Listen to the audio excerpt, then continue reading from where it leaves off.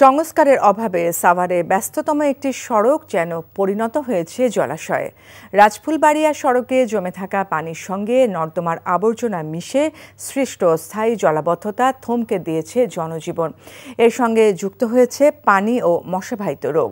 ঘরে ঘরে ছড়িয়ে পড়ছে ডেঙ্গু। সব মিলিয়ে বিপন্ন হয়ে পড়েছে জনস্বাস্থ্য। আরও জানাচ্ছেন জাহিদুর রহমান।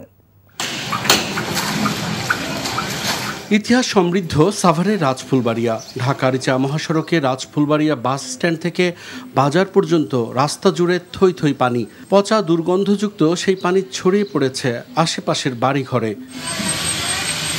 স্কুল, কলেজ, হাসপাতাল, তৈরি পোশাক কারখানা সহ দৈনন্দিন কাজে বের হওয়া বাসিন্দাদের দুর্ভোগ এখন চরমে। ডেঙ্গু সহ পানিবাহিত নানা রোগ ব্যাধি এখন তাদের নিত্যদিনের সঙ্গী।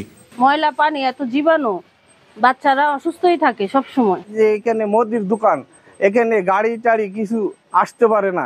চাউল মাউল নিয়ে আসা আমাদের অনেক কষ্ট। চলাফেরা করা কঠিন ব্যাপার হয়ে গেছে। খাইবার বাড়ি না, পানি না সরলে আমাদের ব্যবসা বন্ধ হয়ে যাওয়ার উপক্রম হয়ে গেছে।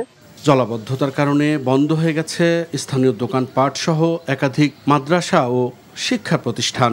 প্রতিদিন এখানে পড়তে যাই, তো এই হাঁটু সমান পানি ভেঙে আমাদের যেতে হয়। আমার অনেক অসুবিধা হয়, পায়ে ঘা হয়, আবার ডেঙ্গু জ্বর হয়। এই স্কুলের কেন্দ্রটা চলে গেছে এই পানির কারণে, এই জলবদ্ধতার কারণে। আমরা এই জলবদ্ধতার অতি তাড়াতাড়ি নিরসন চাই। বেহাল সড়কের কারণে বিপাকে পড়েছে স্থানীয় বেশ কয়েকটি শিল্প কারখানা। সড়কের অবস্থা দেখে বিদেশি ক্রেতারাও নিচ্ছেন মুখ ফিরিয়ে। সব মিলিয়ে স্থবির হয়ে উঠেছে জনজীবন। কিভাবে মিলবে পরিত্রাণ, সেটিও সুনির্দিষ্ট করে বলতে পারেনি স্থানীয় প্রশাসন। Jahidur Rahman, NTV news, Savar, Dhaka. Bundle থাকলে প্রতি সেনমানিতে টাকা বাঁচবে। বিকাশ সেনমানি বান্ডেল কিনে জিতুন প্রতি লেনদেনে।